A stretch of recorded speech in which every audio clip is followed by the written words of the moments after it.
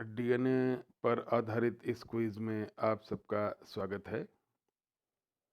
इस क्विज में 15 एमसीक्यूज हैं, 15 बहुविकल्पीय प्रश्न हैं जिनका जिक्र हमने आज की क्विज में किया है। ये बेसिक क्विज है डीएनए की, ताकि इसके बाद की चीज़ों का आइडिया आपको हो जाए। जिसमें पहला क्वेश्चन है कि who introduced nucleic acid as nuclein. सबसे पहले न्यूक्लिक एसिड को की डिस्कवरी करके उसको न्यूक्लिन नाम किसने दिया? तो it was Friedrich Miescher. Option C is correct, जिन्होंने ये नाम न्यूक्लिन दिया था। दूसरा क्वेश्चन आपके सामने आता है कि थायमीन इज प्रेजेंट इन। तो थायमीन डीएनए में प्रेजेंट होता है और थायमीन की जगह पर यूरेसिल आरएनए में प्रेजेंट होता है। और कई बार इनके दोनों स्ट्रक्चर में क्या समानता होती है कि थायमीन में 5th कार्बन पर मिथाइल ग्रुप लगा होता है। तो यूरेसिल को अगर हम थायमीन से कंपेयर करें तो थायमीन को हम 5 मिथाइल यूरेसिल भी कह सकते हैं। यानी कि थायमीन जो होता है उसके 5th कार्बन पर मिथाइल ग्रुप लगा होता है और थायमीन को हम 5 मिथाइल यूरेसिल भी कह सकते हैं। तो यहाँ ऑप्शन होगा first option, DNA is correct. Third question अगर हम देखते हैं, 3 hydrogen bonds are present between A and T, G and C. तो एडेनिन की पेयरिंग हमेशा थायमीन के साथ होती है। चरगाफ ने ये बात बताई थी और उन्होंने ये भी बताया था कि एडेनिन और थायमीन के बीच में 2 हाइड्रोजन बॉन्ड होते हैं जो कि नॉन कोवेलेंट होते हैं, और ग्वानिन और साइटोसिन के बीच में 3 हाइड्रोजन बॉन्ड्स होते हैं। तो ये ध्यान रखिएगा कि ग्वानिन और साइटोसिन की जो पेयरिंग होती है वो हैवी होती है और एडेनिन और थायमीन की जो पेयरिंग होती है वो लाइट होती है। तो 3 hydrogen bonds are present between guanine and cytosine. Option B is correct. Next question अगर हम पहुंचते हैं कि 5 मिथाइल यूरेसिल इज। तो 5 मिथाइल यूरेसिल को थायमीन कहा जाता है। मैंने अभी आपको बताया, जब यूरेसिल के 5वें कार्बन पर मिथाइल ग्रुप लगा देते हैं तो वो बन जाता है बेस थायमीन। तो 5 methyl uracil is actually thymine. तो कई बेस ऐसे होते हैं जो लगभग समान होते हैं। तो जो प्यूरिन्स के बेस होते हैं वो डबल रिंग कंपाउंड होते हैं, एडनिन एंड ग्वानिन। जो पायरिमिडीन के डेरिवेटिव्स होते हैं वो सिंगल रिंग कंपाउंड होते हैं, जैसे थायमीन, साइटोसिन, यूरेसिल। तो यूरेसिल में अगर 5th कार्बन पर मिथाइल ग्रुप लगाते हैं तो बन जाता है thymine, 5 methyl uracil. Option B is correct. अगर हम इस क्वेश्चन को देखें तो first carbon of sugar is joined with 9th carbon of purines by N glycosidic bond. Correct. First carbon of sugar is joined with first carbon of pyrimidines by N-glycosidic bond. Correct. Fifth carbon of sugar is joined with phosphate by phosphodiester bond. Correct. Two nucleotides are joined by phosphodiester bond. Correct. तो option D is correct, that is all correct. Sugar और base के बीच में glycosidic bond होता है। Sugar और phosphate के बीच में phosphodiester bond होता है और जो 2 न्यूक्लियोटाइड होते हैं उनके बीच में भी फास्फोडाइस्टर बॉन्ड होता है। तो option all is correct.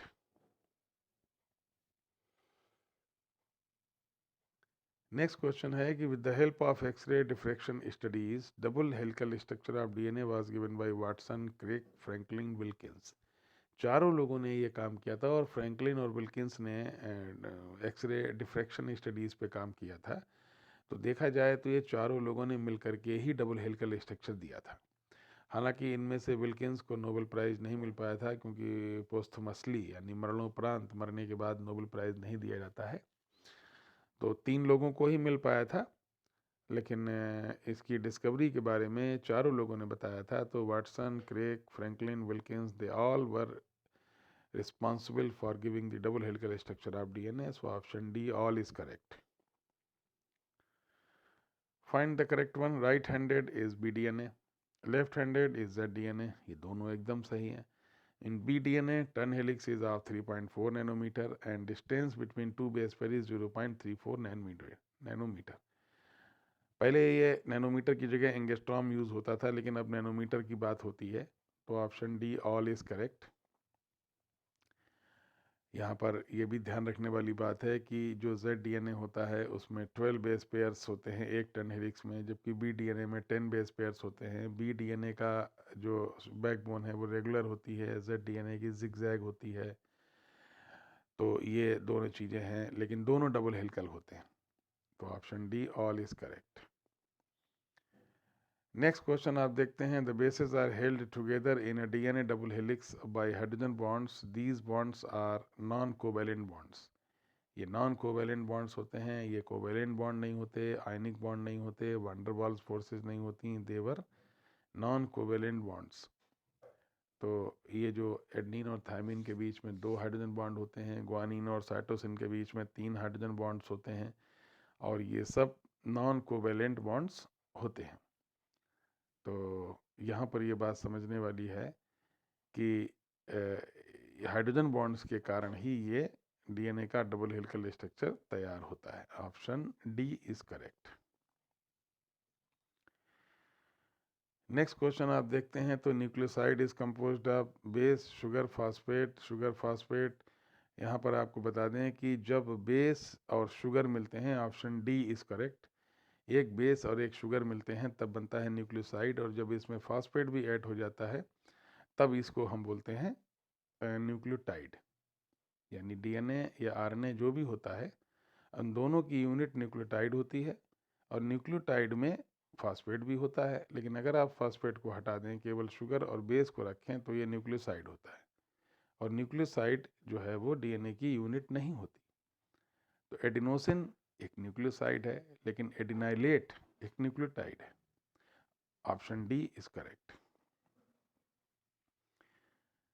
Chromatin is composed of nucleic acids and protein.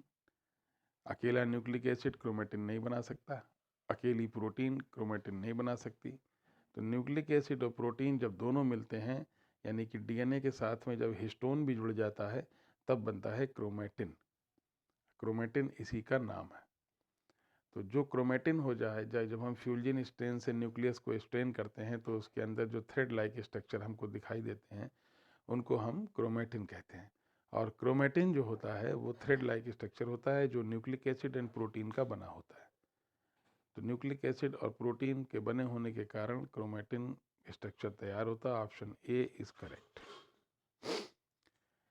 Short length of DNA molecule has 80 thymine and 80 guanine bases. The total number of nucleotide in this DNA fragment is, अब आप देखिए यहाँ पर total number of nucleotide का मतलब हुआ 80। अगर 80 thymine है तो 80 एडेनिन भी हुए, क्योंकि एडेनिन हमेशा थायमीन से पेयर करता है। तो 80 + 80 160। 80 ग्वानिन है तो 80 साइटोसिन भी हुए। तो 80 ग्वानिन, और ग्वानिन हमेशा साइटोसिन से पेयर करता है, तो 80 साइटोसिन भी हुए। तो 80 तो हुए ग्वानिन साइटोसिन, 80 हुए एडेनिन थायमिन, तो 160 वो हुए, 160 ये, तो टोटल नंबर हो गया 320। Option C is correct.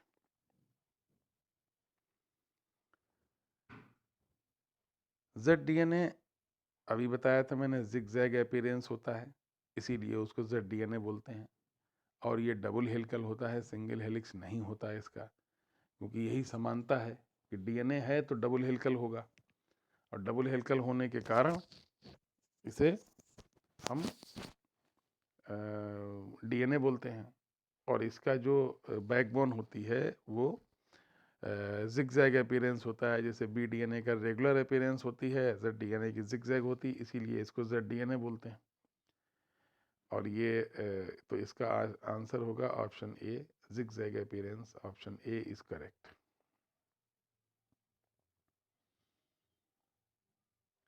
Next question देखते हैं, the width of DNA molecule is 20 angstrom. जब नॉर्मल DNA की बात करते हैं हम, तो उसमें जो दो स्ट्रैंड के बीच की जो डिस्टेंस होती है दैट इज 20 एंगस्ट्रॉम। लेकिन अगर हम ZDNA की बात करें तो वो होती है 18 एंगस्ट्रॉम। यहाँ पर जब DNA मेंशन नहीं है तो हम मान के चलते हैं कि हम BDNA नॉर्मल DNA की बात कर रहे हैं, और नॉर्मल DNA की डिस्टेंस होती है 20 एंगस्ट्रॉम, और ये दो DNA के बीच की डिस्टेंस होती है। और ये इसलिए इम्पोर्टेंट है क्योंकि चूँकि इसमें रेगुलर फैशन होता है, तो इसलिए ये 20 एंगस्ट्रॉम होता है। Option D is correct. ये यहाँ पर ध्यान रखने वाली बात है। 20 angstrom, option D is correct. Next question अगर हम देखते हैं, the basic repeating unit of A DNA molecule is a nucleotide. एक डीएनए मॉलिक्यूल की जो रिपीटिंग यूनिट होती है उसको हम न्यूक्लियोटाइड बोलते हैं। और न्यूक्लियोटाइड में होता है बेस, शुगर, फॉस्फेट। शुगर और बेस के बीच में एन ग्लाइकोसिडिक बॉन्ड होता है। शुगर और फॉस्फेट के बीच में फास्फोडाइएस्टर बॉन्ड होता है। तो फास्फोडाइएस्टर बॉन्ड और दो न्यूक्लियोटाइड जब मिलकर के पॉलीन्यूक्लियोटाइड बनाते हैं, बहुत सारे न्यूक्लियोटाइड आपस में जुड़ते हैं, तो सबके बीच में फास्फोडाइएस्टर बॉन्ड होता है। पॉलीन्यूक्लियोटाइड में एक एंड पर 5 प्राइम होता है, एक 5 प्राइम पी, एक तरफ 3 प्राइम OH, इसीलिए इसको 5 प्राइम से 3 प्राइम बोलते हैं। तो option A is correct, option B is correct, nucleotide. Last question अगर आप देखें, न्यूक्लियोसोम अगर हम आपको देखें तो एक न्यूक्लियोसोम को अगर आप देखते हैं कि डीएनए कैसे पैक होता है न्यूक्लियस के अंदर, तो आप देखेंगे कि इसमें 200 बेस पेयर डीएनए के होते हैं। इसमें हिस्टोन का ऑक्टामर होता है, एक H1 प्रोटीन होती हैं और कुछ नॉन हिस्टोन प्रोटीन होती हैं। Option D is correct. 200 base pair DNA, histone का ऑक्टामर, H1 प्रोटीन और नॉन हिस्टोन प्रोटीन मिलकर के बनाती हैं न्यूक्लियोसोम, जो कि 11 nm फाइबर होता है। 11 nm की कॉइलिंग होती है। तो option D E all is correct. Thank you.